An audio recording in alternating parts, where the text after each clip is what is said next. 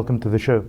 Now, the one thing that really bothers me in this world today is the amount of suffering and oppression that happens all over the world, and there are many causes for this, and one of these things that manifest through oppression and through political drama and through economic drama is the amount of refugees that we see. We're all watching the news. We know that around the world, refugees are moving around. People are talking about migrants. We see things happening in Europe. But we need to start asking the questions from a humanitarian point of view. And that's what I want to do today. I want to talk about refugees. So I brought in an expert on that, and that's Nurudean. Thank you so much. So I know that you guys approached me some time ago to talk about the plight of refugees, and the world is talking about refugees. Yeah. And the world is looking at this drama unfolding. But my personal take I'm going to talk to you about later on. But refugees, what do we define as refugees, for starters? Yes, refugees are usually people who move from their original country and come to another country. They could be coming to that country because they are seeking a particular status, because their rights in that particular country where they come from have been violated. For example, it could be political, or it could be economic migrants, where they leave that particular country for economic reasons and they move to another country. So in that case, we have got refugees moving from African countries for a number of reasons, which we shall talk about, and then come to South Africa. So sorry, just to cut you there, when we look at the word refugees itself, we know that the word refugees is a derivative of the word refuge. Yes. So it's somebody that is seeking refuge somewhere else. Yes. And I want to go a bit deeper into that aspect of seeking refuge. So from a humanitarian point of view, and I'm going to be bringing up the humanitarian aspect all the time. I know some people are just not going to like that, but it's really about that for me. And that's the story I want to tell. We find a group of people in any country, wherever they are, experiencing hardship, as you're saying, and they therefore look for a life somewhere else.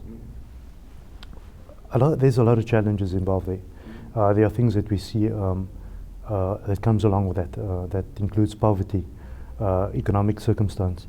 Tell us about some of the things we saw on those visuals. So then a number of people leave countries. For example, in Africa, we should talk about Africa because we are geographically we are in Africa, and South Africa in particular. Like countries like Burundi, we have had elections there, and then after elections there was some chaos, and then many of the refugees we serve by our organization, a big number come from Burundi, so that country is not stable.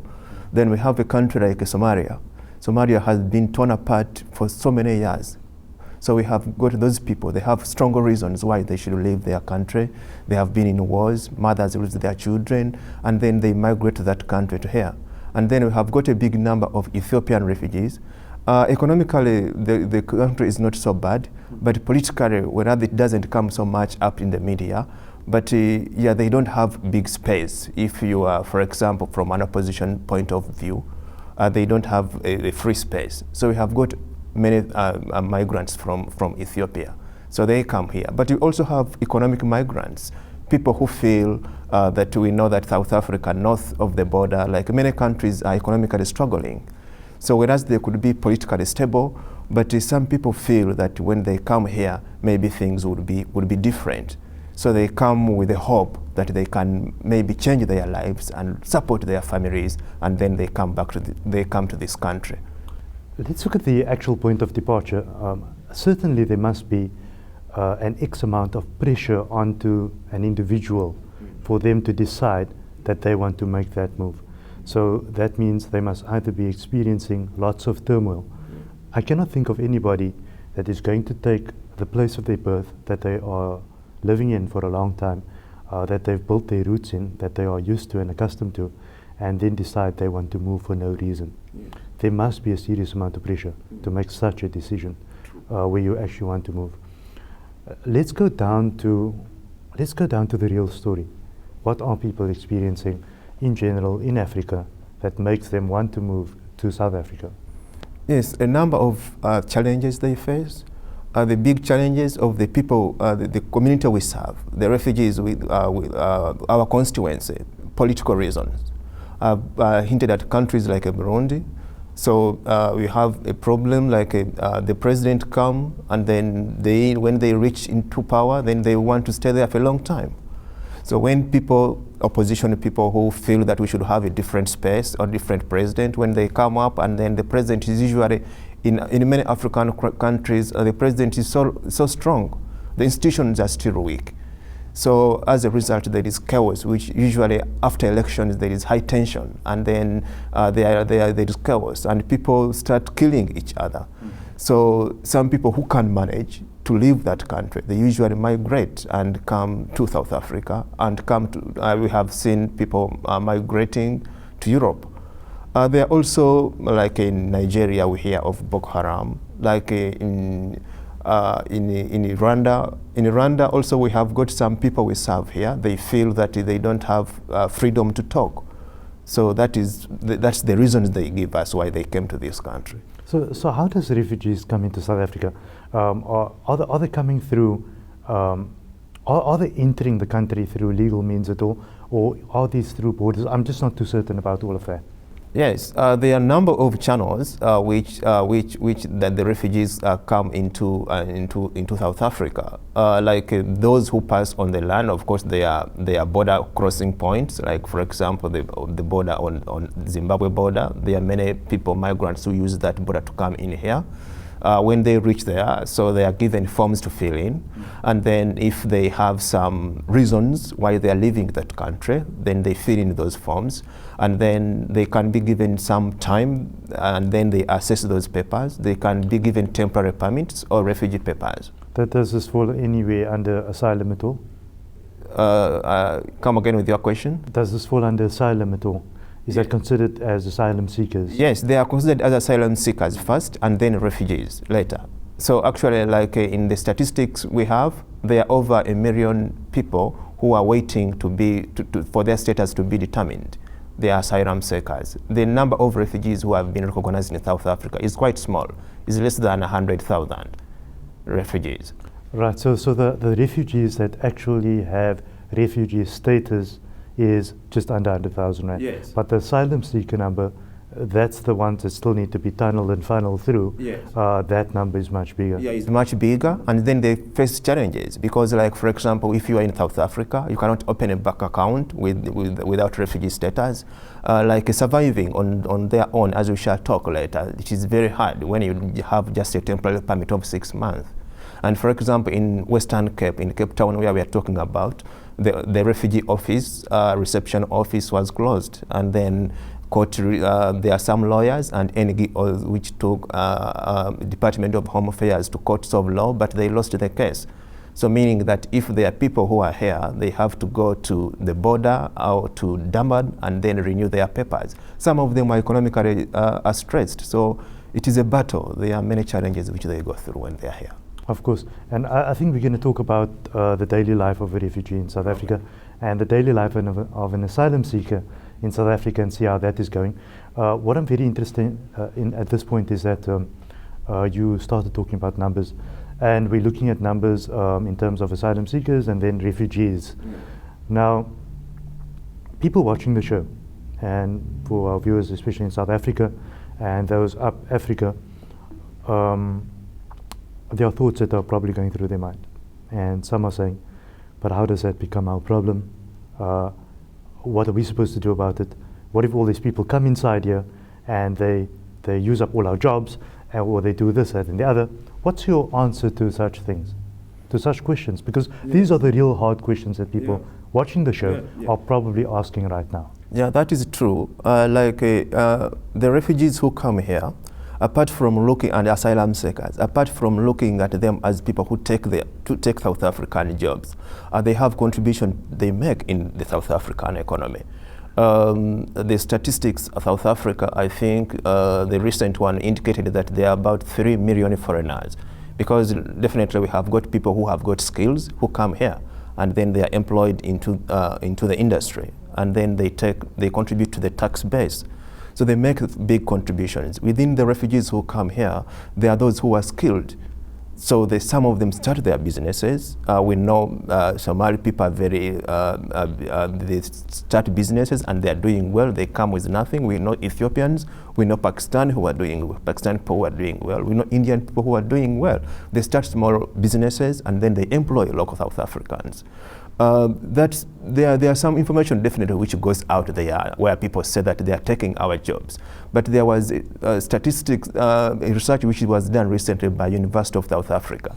Actually, it showed that people were asked that, do you have any experience of losing a job or your relative losing a job to a foreigner? They didn't have any statistics. So like that information goes out. But so you're saying that there are actual stats on that? Yes. So it's an absolute myth to say that I've not got a job because some person that came into the country took the job that I was supposed to get. Yeah. So you're saying that doesn't exist? It doesn't exist, sure. So I think to a degree we have covered that aspect, and I know that some people watching the show they're probably thinking, what's up with Faizal? He's saying that this is humanitarian aspect and he's all for it kind of thing. And what about this, that, and the other? But I must be honest with you, Nurudean. My approach, and everybody knows that, he is very humanitarian. And I somehow don't always see boundaries when it comes to helping women, kids, and children with things. It's just part of how we are geared to do that. What concerns me at this point is what tangible structures are in place from a government point of view and from a support point of view to see how do we actually deal with the problem.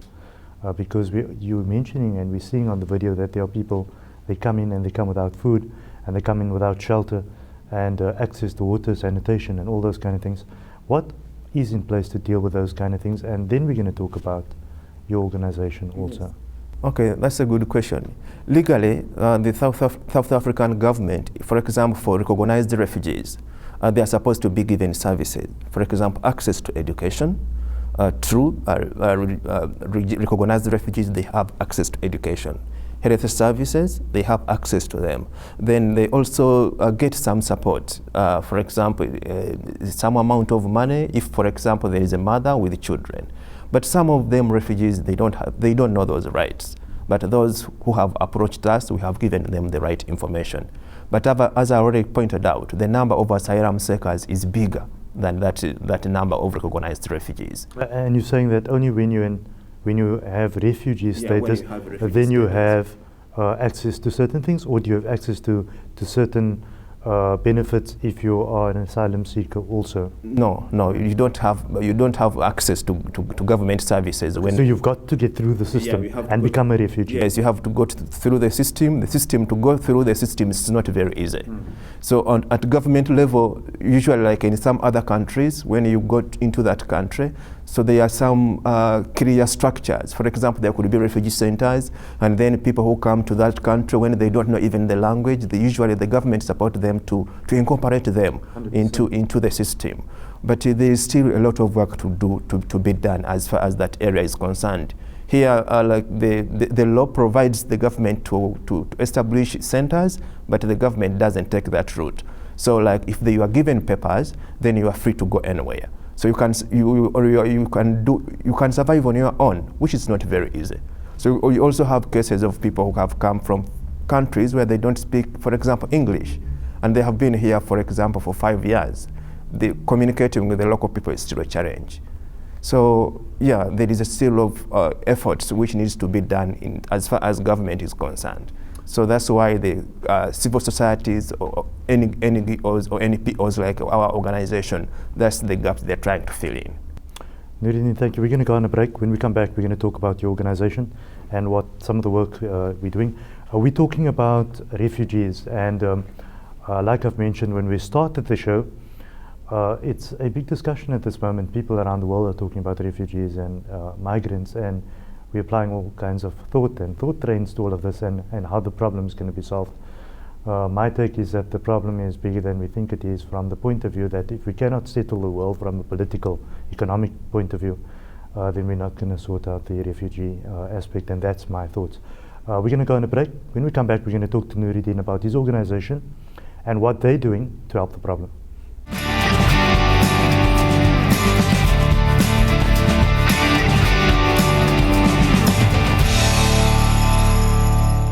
Welcome back to the show. We're talking about refugees, and we know that the story is a big story around the world, like I mentioned.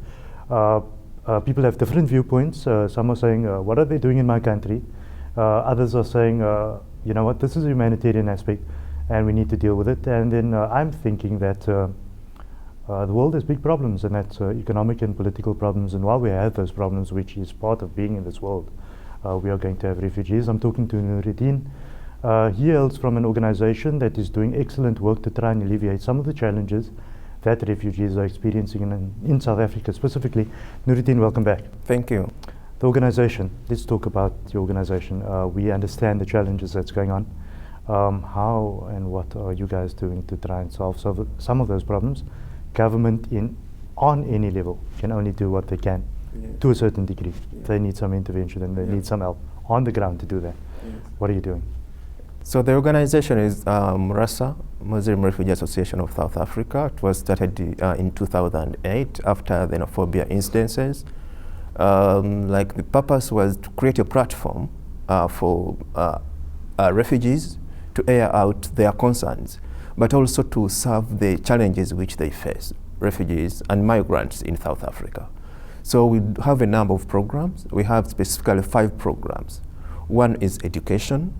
Another one is advocacy. We talk about during winter warmth. So during winter, we organize winter items to cater for refugees. We said that they face a number of challenges.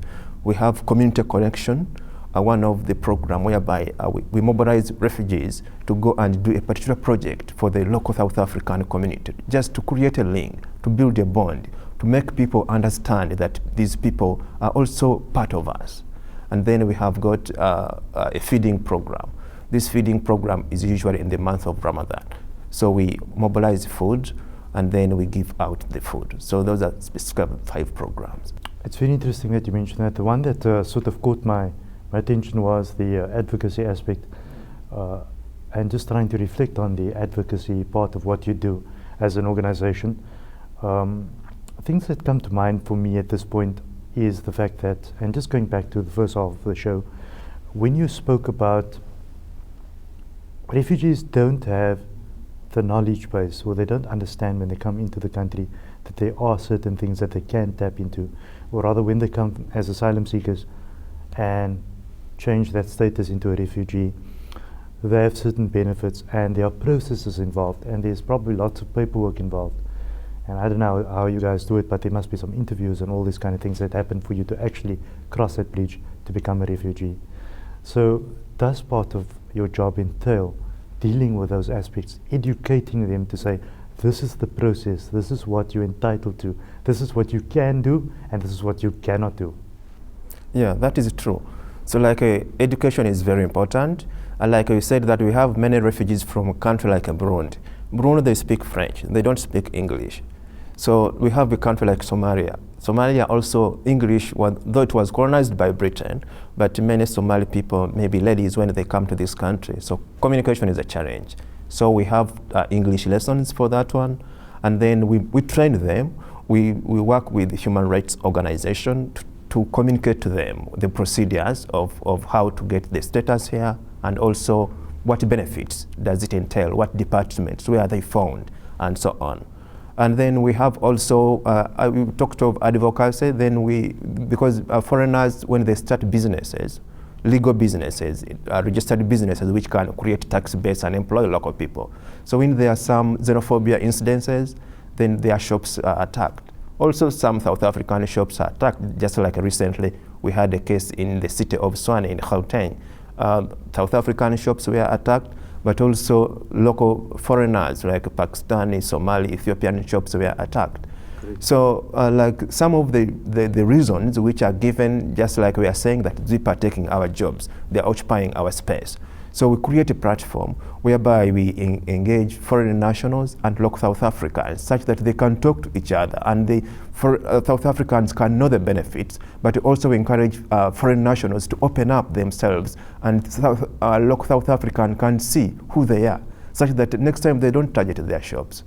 So there is that understanding. We involve organizations like the South African Human Rights Commission, which clearly spells out the rights of migrants when they come here, the rights of refugees, which are spelled out in the Refugee Act. And we engage and we tell them that actually, like, if we empower them as far as knowledge is concerned, then we shall be giving out less food parcels, because people will be knowing where to get the things, the benefits which they qualify to get. I want to take this one step to another side, and that when we think about refugees, we have this mental vivid image in our minds of probably grown men in our minds, but I know that a huge component of asylum seekers and refugees are women and children. And I specifically want to take the discussion briefly to children, because it is a great concern of mine, that children in their developmental stages, and we all wish that for our children, wherever they are in the world, that they have access to education, food, a good night's sleep, so that they can develop their lives. Because children don't deserve to be traveling all the time, to be looking for a place to sleep and something to eat. So that concerns me a bit.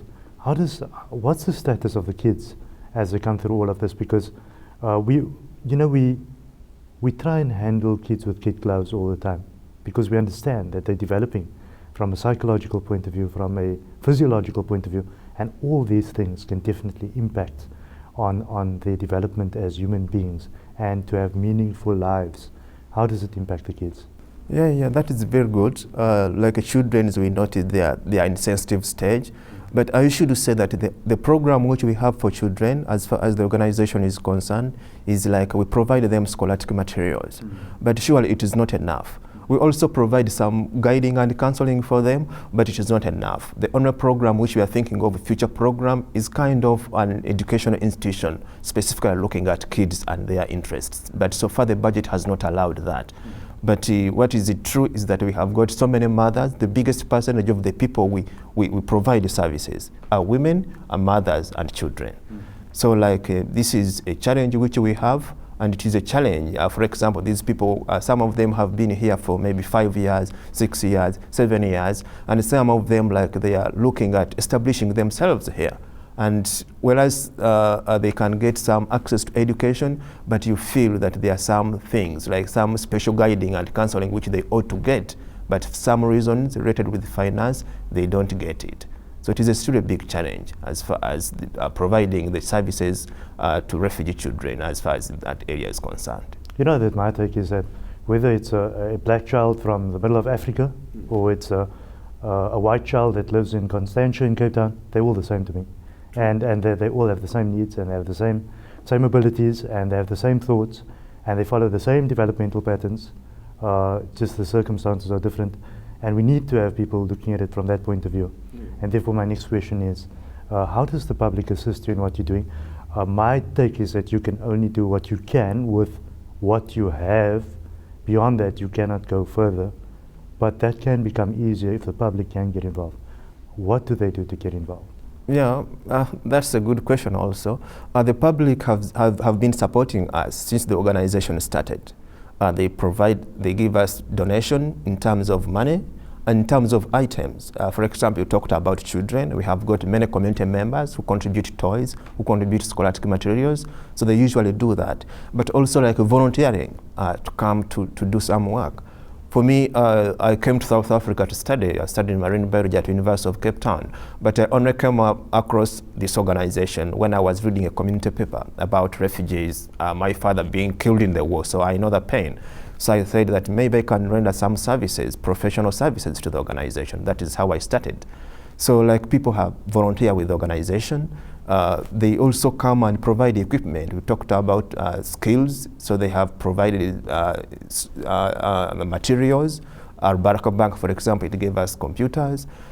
We have got, for example, social cohesion. We have won a fund recently together with Foundation for Human Rights, Department of Justice and Constitutional Development, and European Union to further engage the South African public to build strong bonds and roll back xenophobia, because we had some xenophobia incidences in the recent past which are recurring. So the public, yes, they have been supporting us, But just like Oliver Twist, we still ask for more. No, of course. Yes. That's an interesting one, and I think the twist in all of this is the fact that we need to start twisting our mindsets, the way we think and what we do. Nurudean, thank you for joining us on the show.